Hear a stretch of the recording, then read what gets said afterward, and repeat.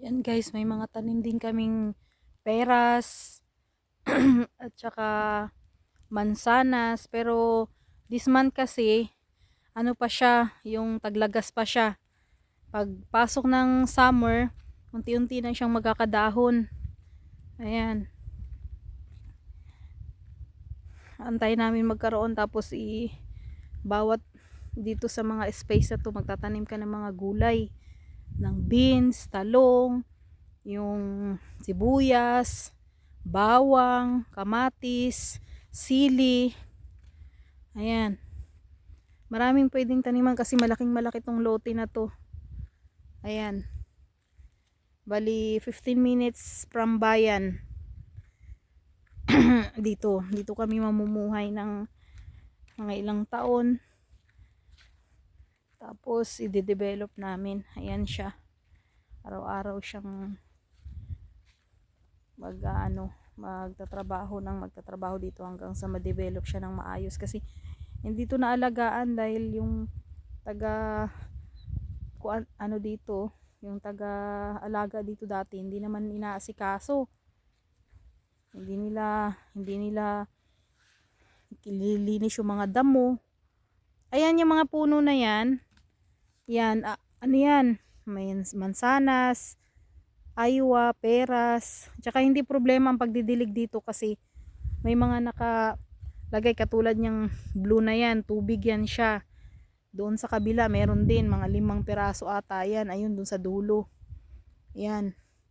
Mga pandilig yan. Kaya kung talagang, tsaka may mga hose yan. Kung talagang aasikasuhin mo at lalagyan mo siya ng tubig while na summer dahil mainit, madidiligan siya.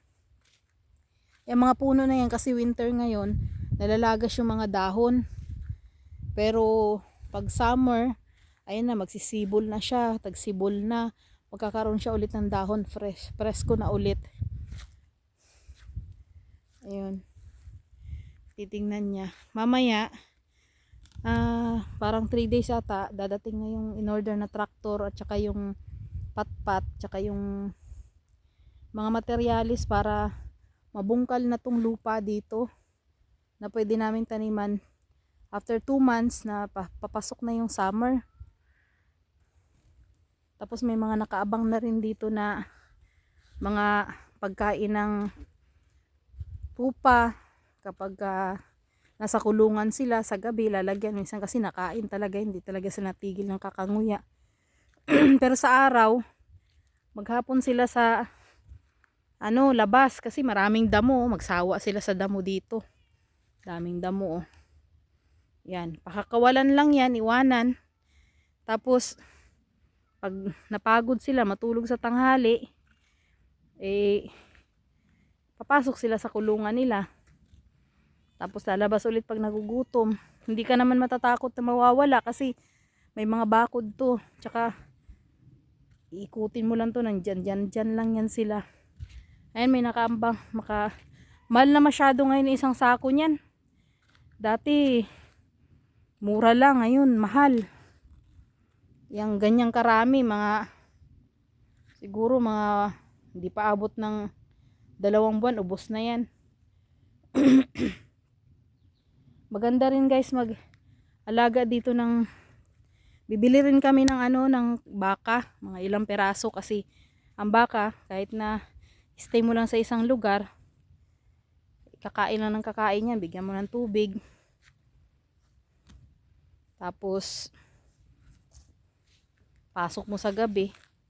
Ganyan dito. Ayan siya. Ayan siya araw-araw. Ikot-ikot sa kanyang asyenda. Puro putik nga lang ngayon kasi ilang araw na maulan eh. Ulan-ulan. Ayan yung blue na yan, tubig yan. Diyan kahit na magdilig ka na magdilig. Hindi mga matataba ang halaman. Tsaka dito kasi sa Turkey, guys, ang lupa sobrang tataba.